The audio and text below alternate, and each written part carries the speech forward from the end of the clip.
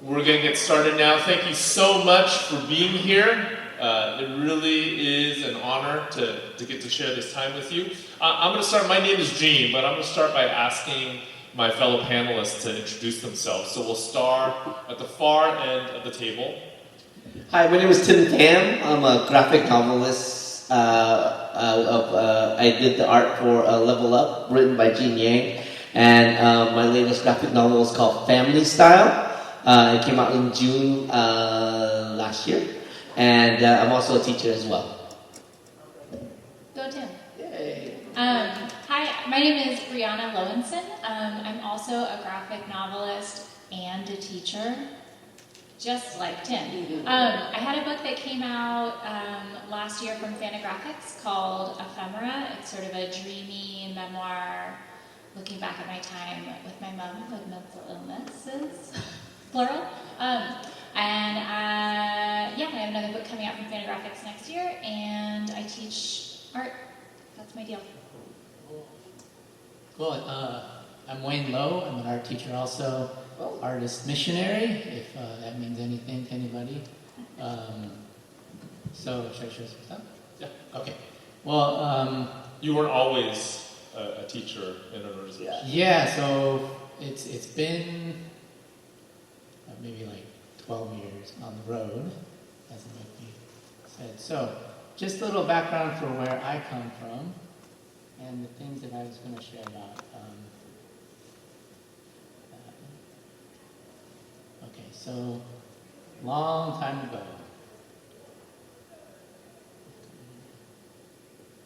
So I started out working with Industrial Light and Magic and Lucasfilm, and some of these stories that I'm going to talk about come from there.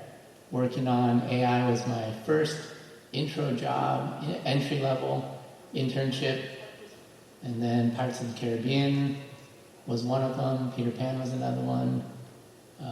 Men in Black 2 was the second project I was on. I got recognized as a concept artist after my internship. Did some crazy weirdos for Pirates 2. These are drawings from Pirates 1. Had a brief stint on Pirates 5, I think it was. And then most recently joining Gene on his big project. And the story that main story I was going to pull from was from the Clone Wars later today. So I was a designer on there, not typically involved with the writing of scripts or that kind of thing, but I think this story, my life got into the story. So my name is Gene. I am a cartoonist. I write and draw comic books and graphic novels. I did a book called American Born Chinese, which came out in 2006, which was recently adapted as a television show for Disney+. And I've also done some writing for the big two. I did Shang-Chi for Marvel, and for DC I did Superman. I did mostly Superman comics. The title of this panel is Ahsoka Tano, Superman and Me. And the idea is we're going to talk about how our own lives influence our work, how things that are real can sometimes make their way on the pages, and sometimes on the page they'll change and they'll become fictionalized, but there's still an emotional truth that stays there no matter what. I think that's true for all of us. Each of us, as artists, we pull from our own lives. So the first question I'd like to throw out to us is, what is an example of something real that's happened to you that has ended up in the pages of your book or on the screen? Yeah, you want to start? So yeah, I pulled a bunch of images, and so who's Star Wars Clone Wars fans out there? Any? Oh, cool. So this is a key moment. I think it's the first finale, right? There's like 3 finales. Where Ahsoka leaves the Jedi Order. And it's a very, emotional, episode and ending and stuff like that. And really fun. So, pretty, kind of heavy stuff, right? This is, just for full context, this is kind of where, a heavy war tale kind of gets inspired. You know, you have nothing but idyllic things around you, so you have to imagine something else, I guess. This is the main house at Skywalker Ranch, George Lucas's thing. And this is Big Rock Ranch next door. So we worked here. And it's just over the ridge, over the hill, in the adjacent connecting property. One of the main events happens right up here in this big office for this conference room. It's the Jedi Council courtroom. So Skywalker Ranch, you know, it's the driveway over. It's still probably a mile away or something. This is the Big Rock Ranch gate. You know, it's a wonderful place to work. It's a picture of Mr. Lucas himself. And this courtyard, entering into Big Rock Ranch, is where some of this stuff happened. There's a little Yoda Yoda statue in there, and off to the left, there's this little sort of Art Deco, Art Nouveau sort of statue and fountain. But I'll just point out the top right corner, behind this tree in shadow and this tree that's lit, there's a series of windows. So what happened was, I was working there for a good while, and I came up against some inspirational headbutts. I don't know what you call it, just obstacles. It was difficult, so I asked to be pulled from one assignment onto a different assignment. And they obliged me, but then I kind of got to be that guy. And they were eyeing me, you know, is he not happy here anymore? You know, he's the flight risk and all this corporate stuff that naive little me, artist guy, had no idea about. Later on, as it goes, I'm pretty sure that I actually had told them that I was going to leave. I gave them 2 or 3 months' notice, and I felt like I was called by God into a different role for the time period, so I was leaving. And that was a double flight risk in corporate world, as far as the production manager goes and stuff like that. And then one day we get called into that conference room. Big, giant, long table, beautiful interior. All the production folks are lined up on the other side. All the art guys come in, lined up on this side. We don't usually do that, but for whatever reason, we did it today. And so Dave Filoni, who is the supervising director on the show, kind of throws out these little things. And then I start to wonder, is he like grilling people? What's going on? He kind of looks like you.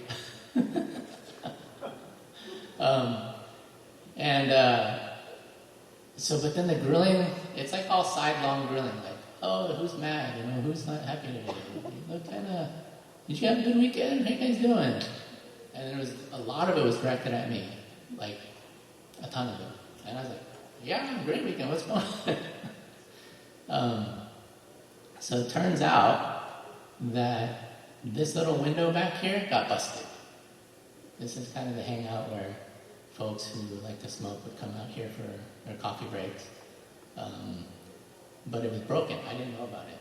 We found out afterward that they were kind of like, interrogating everybody just a little bit to see who would twitch. And I guess they expected me to twitch the most.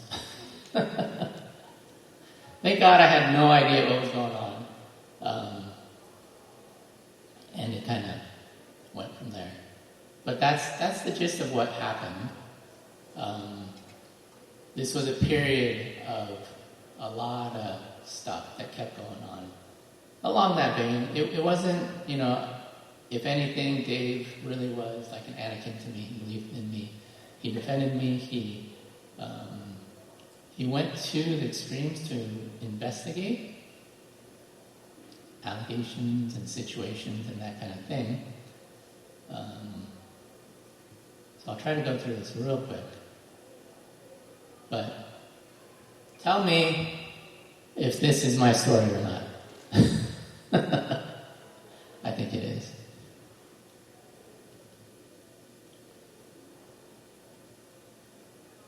So Jedi Temple gets bombed. Ahsoka does her job. They're doing their investigations. Her and Anakin hard at work. And then she's framed. It looks pretty bad. Circumstantial evidence, we know that it wasn't her, but it looks really, really bad. This lady gets force choked and she's like, ah, but it looks horrible. Anakin goes, find out what's going on, and there's manhunt. Ahsoka is on the run. And she almost gets caught, gets off into the Coruscant underworld. But since Anakin's on the case, eventually she does get caught. And she's brought before the Jedi Council. Yeah, stressful, isn't it? Man. So this is Yoda, he's Mr. Judge guy. And, everything points to her having done it. And they go as far as to pull out her Jedi Padawan braid. And she's expelled from the Jedi Order. This last one. Oops.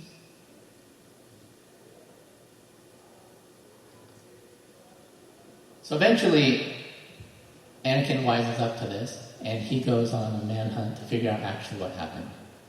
He goes after Asajj Ventress, interrogates her at lightsaber point, finds a lead inside the Jedi Temple. This young Jedi Barriss Offee,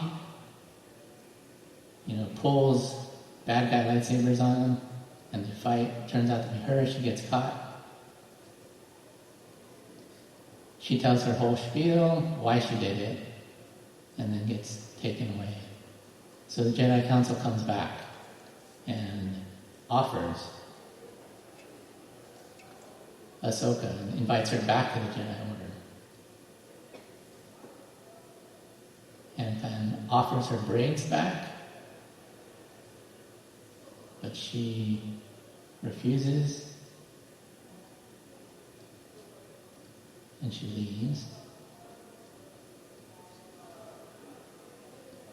It's a long, long walk out of the Jedi Temple. And she just, no, I just can't. I just can't come back. And then she walks off. So, I had given them this 2-3 month notice, and finally came to the end of it, saying goodbye to everybody, went back into the editing bay where Dave works, or was working with the editor, and I said, hey Dave, thanks for everything, and then he said, well, if you ever want to come back, that door's wide open, and then I kind of took a step back, said thanks, and it felt really similar. It felt similar to how there was this extension again, and then, but sorry, it's just gotta go. So I don't know. I'm pretty sure they got in. And Wait. Who wrote the story? Who wrote that story? They have these like powwows, and they work out the outlines, and then they assign the scripts to different writers. So between Dave, George, and the writers, they have these.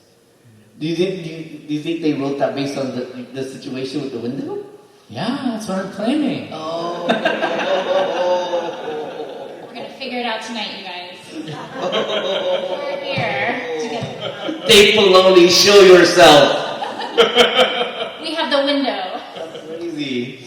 Okay, so that's an example of something that actually happened in real life, and it may have gotten into. I think it did. Like a story, yes. I don't know if there's any may about it. Do or do not. There is no try. So do we have an example of another real incident that made it into a piece of art? Well, I don't know if there's a certain incident, but I was drawing comics where all these, in my earlier career, I would be drawing comics. My first graphic novel ever was this graphic novel called Sumo. And it was this really far-fetched idea of an American football player going to Japan to become a sumo wrestler, which probably that's not a thing that would normally happen. But I wanted to write the story, and at the time, I didn't quite understand my inspiration for that story. And then I realized that the whole story was just basically a metaphor for my big change. Like at the same time, I was moving from my childhood hometown to a whole new city to pursue a whole different career that I had no idea what I was doing. And I realized that when I was writing Sumo, it was just me trying to get that anxiety of change and of new things out using a character where instead of going to Oakland to become a teacher, he moves to Japan to become a sumo wrestler. So a lot of those anxieties that I had was poured out into basically, I basically took my anxieties and put it onto this character and created the anxiety. And that's how I was able to cope and to communicate my anxieties was through this story. And that's when I realized that most of my stories that I write, whether it's autobiographical or whatnot, are basically just stories of me, but in different characters. It's just my anxiety through, or my stories, but told through different characters. Me and Gene wrote a book called Level Up, and it was about a kid who wanted to play video games, but his parents wanted him to become a doctor. So a lot of that was basically taken from our realities of being Asian immigrant kids whose family just wanted them to be doctors, lawyers, and engineers, and us wanting to be working in the creative field. And also has a lot to do with the fact that our brothers, both me and Gene's brothers, were doctors, and how they were the good sons. And so this was our response to that. So a lot of, most of my stories, and especially my memoir, is basically just my life disguised in a way. And I feel like I think the reason that these stories, I had to write these stories. When I did these stories, I always felt like I had to do it. Like even though no one wanted to buy it, there was no publishers ready for it, I had these stories and I had to write them. And now, as an adult, I look back at these stories and I think I had to do them because I had to communicate these feelings that I couldn't communicate in other ways, I think I have a similar relationship, but slightly shifted, where I love that you're like, I wrote this book and I have no idea why. And it's like, bro, obviously it's you. You're the sumo wrestler. It's just hysterical to me. Whereas I feel like for a lot of my work, really where I steal from life almost is with character design. So I wrote 6 mini comics about my old boss. He was a jerk. I never spoke to him once.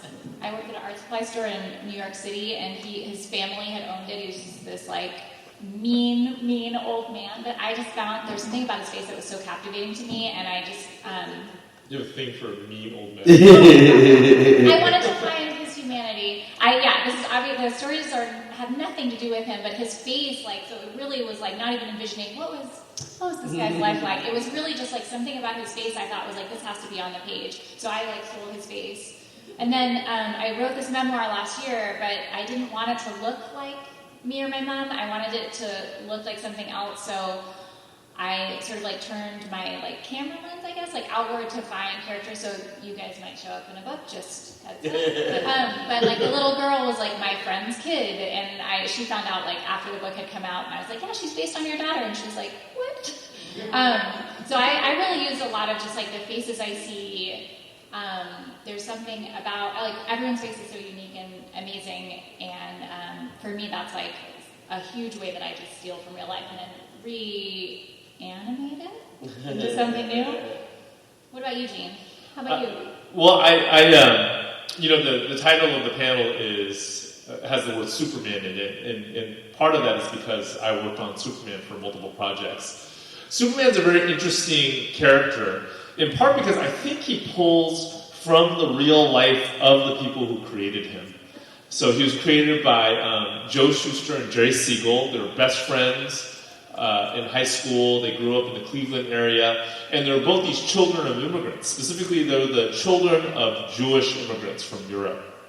So he was created in the late 1930s, and I think that, like I don't know if Siegel and Schuster did this on purpose, but they definitely put pieces of themselves in that character. You know, like for example, I think they just pulled a lot from Jewish stories. I think they pulled a lot from the Jewish experience. So he was created in the late 1930s at a time when American Jews and European Jews kind of had to hide a piece of themselves just to get through the day, right? Just to go to work, just have nobody bother them. They had to hide a piece of themselves, and that's what Superman does. He has to hide a piece of himself just to walk through the streets of Metropolis. And then Superman's also like this strong man. He's like a hero with superhuman strength, but he has this weakness that saps away all of his strength. Right? In his case, it's a glowing green rock called kryptonite, and that mirrors another story from the Hebrew Scriptures. It kind of mirrors Samson, who is this strong man. He's a hero. He has this critical weakness that saps him of all his strength. In this case, it's haircuts. And then even his origin story, right? Like Superman's origin story is that as a baby, he's pushed into this rocket ship, and then he's launched into space so that he won't die. And that is essentially like a science fiction version of the Moses story from the Hebrew Scriptures, where Moses is placed in a basket of reeds, launched into a river so that he won't die, and he grows up to be a hero.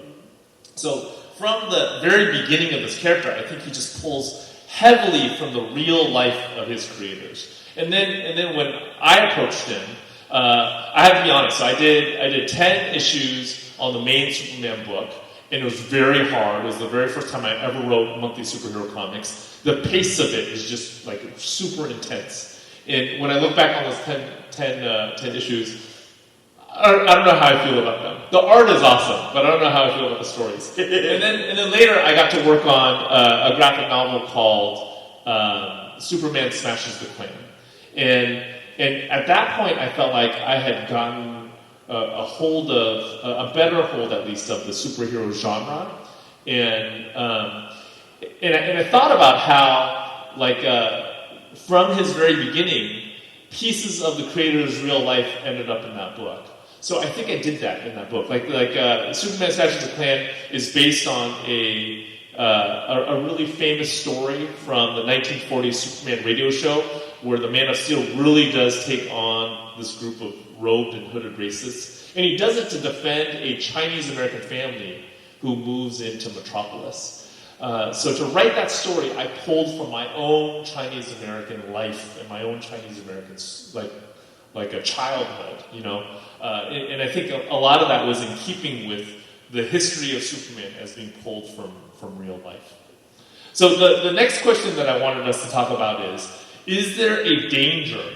Like, is there a danger in pulling from your own life to tell stories? Like, we'll start with Wayne. Do you think, assuming your theory is true, do you think the writer's room... Of course it's true, Yang! ...was risking something by pulling from your story for that particular risk part? I don't know. Let me think about that. Okay. Wait, before we go on, I have a question about this story. Why was the broken window such a big deal? That they... Somebody broke a window! You wouldn't think somebody broke your window would be a big deal? I don't think that's a big offense. It's just a window. That's a nice house. I bet that was so expensive to fix that. That wasn't a house. That was a... Wait, let Wayne answer the question. Show the window again. So this is Big Rock Ranch, right? It's this Frank Lloyd Wright style. I don't know. I imagine like the nuts and bolts are probably like $50 each or something. I don't know if that works a manhunt though. It's not even the cost of the window. It's what it symbolizes. Gene, what does it symbolize? Yeah, what does it There symbolize? must be some sort of emotion behind a broken window, right? Like, why would you break a window? It's because you're mad about something. Well, what if you accidentally did it? I think it actually, so it has to do more with control. Like, there's Like a Jedi control. Big brother. yeah, like emperor complex kind of guys. And if there's unhappy people, then they're going to infect everybody else. Okay. And Okay, I have a question then. We know you didn't break the window. Or did you? No. oh, absolutely not. We know the story is about you, despite what Gene says. My question is, do you think they know that you know that story is about you? Yeah. I think Dave knows. Can you get royalties? That's why I'm here today. My hat out.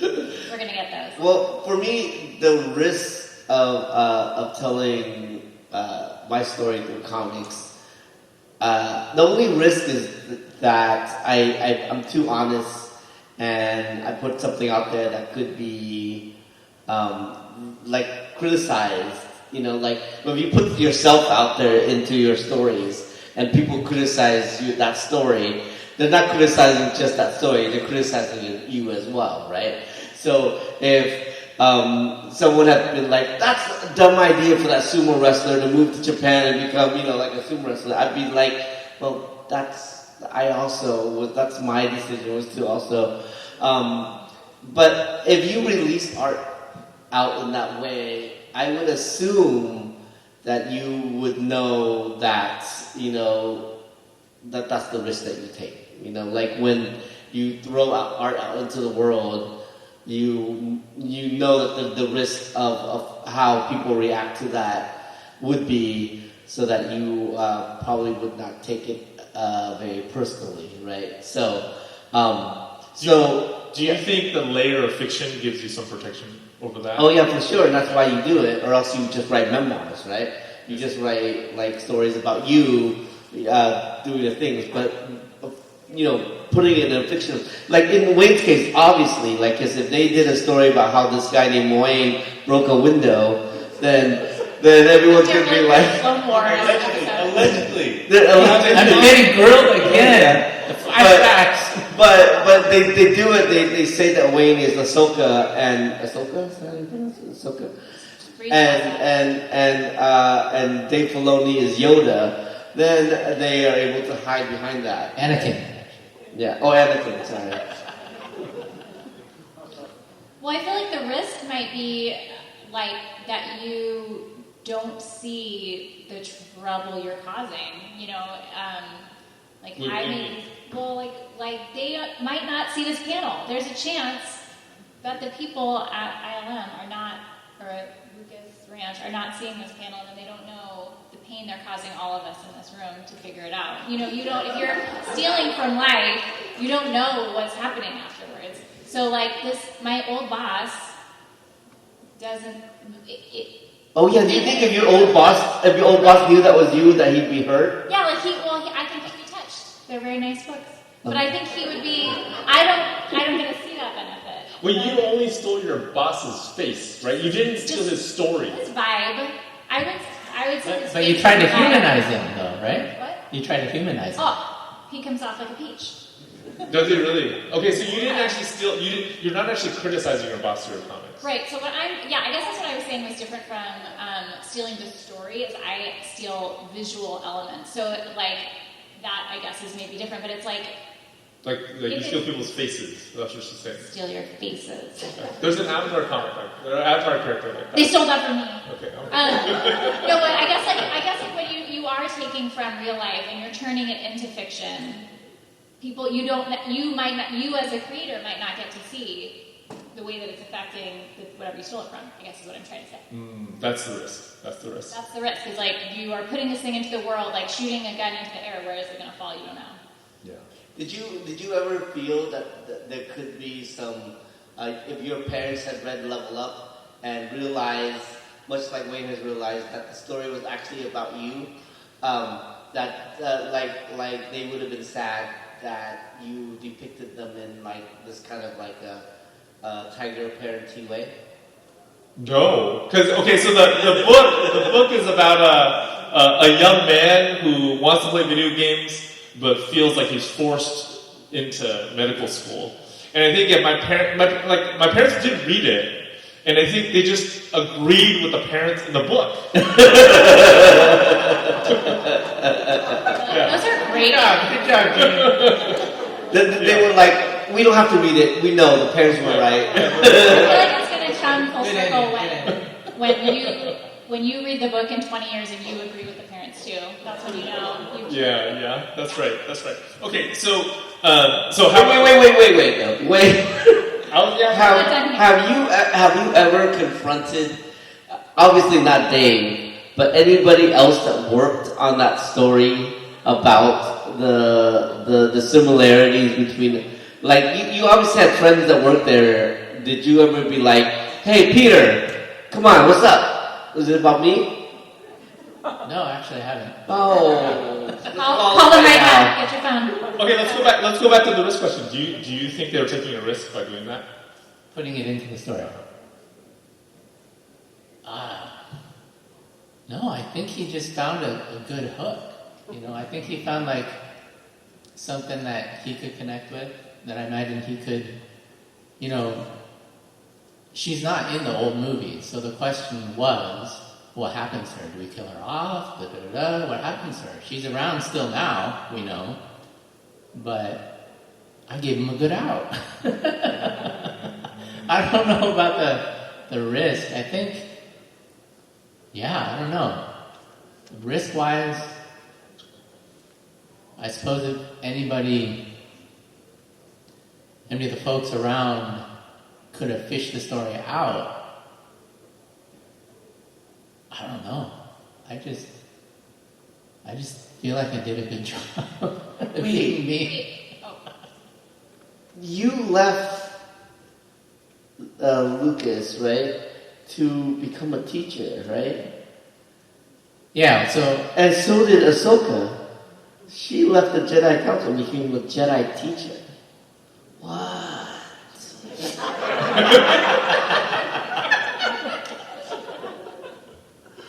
Do you guys teach at the same school? That's amazing. All right, so on that note, we got about 15 minutes left. Does anyone have any questions that they'd like to ask anybody on the panel? Yes? What makes writing Superman so hard? What makes writing Superman so hard? I think there are multiple reasons why writing Superman is so hard. Number one is he is like an archetype, right? And because he's an archetype, you can't bend him too much without people being like, that's not Superman. The other thing is I do think his power set makes him difficult to write. The fact that his weaknesses are so specific. Like he's allergic to kryptonite and he's affected by magic, and that's about it. I think that also makes him very difficult. And then he's like this kind of goes with the archetype thing. There are certain moral choices that Superman is just not going to make, so that makes it difficult as well. Was it because you couldn't identify with him because he's Superman and you're like more of a Lex Luthor? No. I feel like that might work. One of us is Lex Luthor. Who's the one without hair on the panel? Hey, if DC wants me to write the Lex Luthor comic, DC, is anyone out there? Call me. Yes. So, you wrote American Born Chinese. I did. Yes. True. Now, based on the questions that you asked in the panel, is that based on your... Oh, yeah. Yeah. Okay, so American Born Chinese is fiction, but I did pull pretty heavily from my own life. And I do think it's like what Tim said. I think that adding that layer of fiction is protective. You know, like the friendship within the book. The main friendship is between a Chinese American boy and an immigrant kid, a kid that comes from Asia when he's a lot older, and that is definitely based on relationships that I had when I was younger with kids that came to America. So which character were you? So I think the one that I identify with most closely is Jin, is the main character. I mean, that's your name, right? Yeah, Jin is actually my Chinese name. It's a transliteration. Yeah. Yeah, that's You didn't hide that that well. Thinly veiled fiction guys. That is very thinly veiled. Any other questions? Who actually broke the window? Like, did we ever find that out? Do you guys know that old PSA? Is anyone old? Oh, yeah. Broke my window? Just that kind of No, I don't know. I don't know if they ever figured that out. Oh. Do you think it could have been like a bird? Although if it was a bird, it would have died. No, I Right? think somebody had said that it had gone outward. It Or came gone from from the inside inside. out? And the pieces were outside. Is that like a horror movie trope? You guys But it have comes from inside the house? everything. Somebody brought a brick into the building and threw it out the window. We gotta get to the bottom of Maybe. this. I'm shook.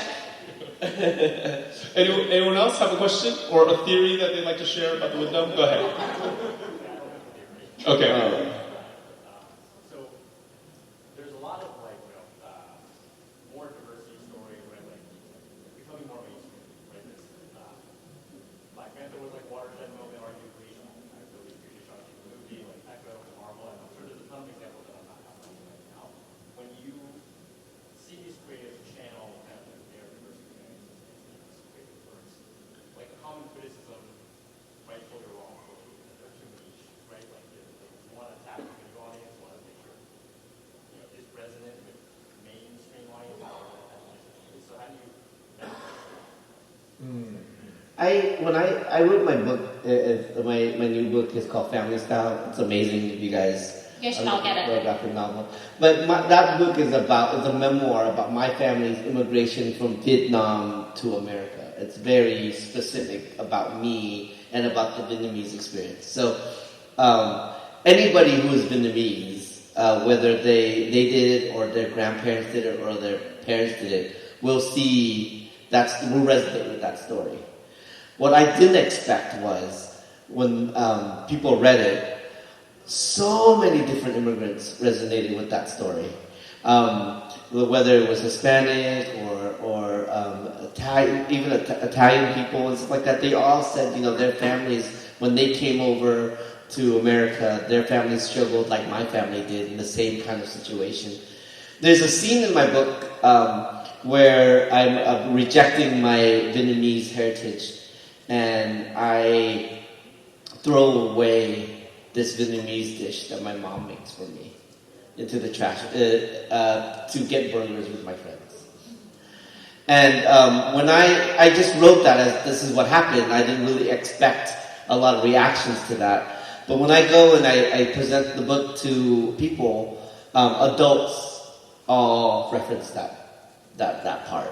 Kids, they don't understand what that is. They're like, oh, you just do away, what it doesn't matter, right? But every time I talk to adults, all the adults are like, that part made me cry. And I was like, it's so interesting because so many of us have that experience. So I think it's interesting because like where our stories are specific, they also relate to different things. Everyone's had a terrible, weird-looking boss. Everyone has rage broken the window. That's just something, right? Do you think that? Do you want me to talk about diversity in the comics, guys? I think I'm gonna let these lovely people they're family with take over.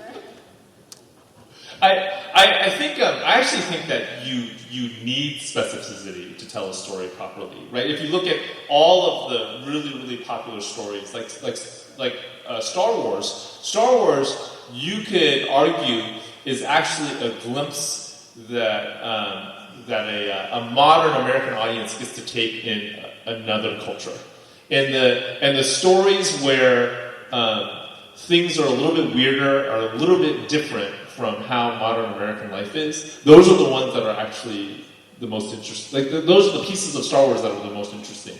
Or Avatar: Last Airbender is another example.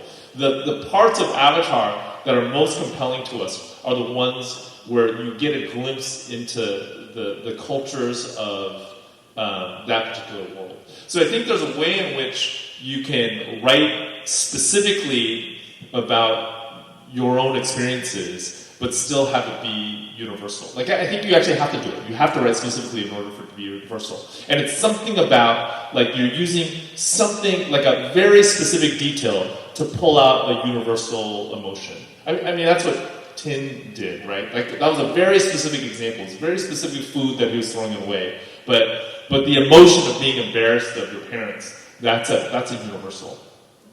But even if it's not a universal, if you write it in such a great way that someone who can't identify with your story at all, if they're compelled to read it and get something new out of it, that's amazing.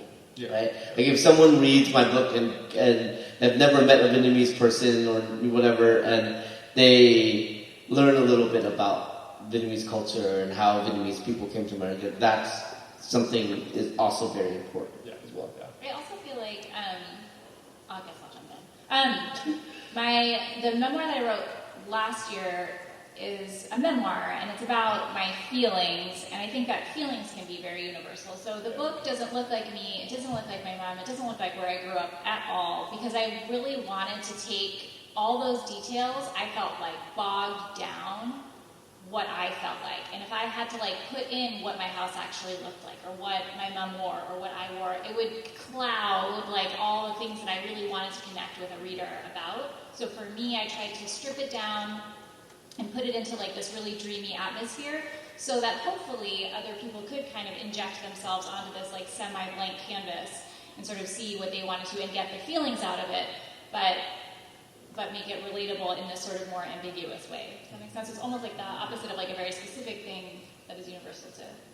When you saw that story play, did you feel differently about that situation after you saw the TV show? Like when you left that situation, you probably felt a certain way, and then when you saw that show, did it either shed light on what you think they were thinking, or did it change how you thought about that situation?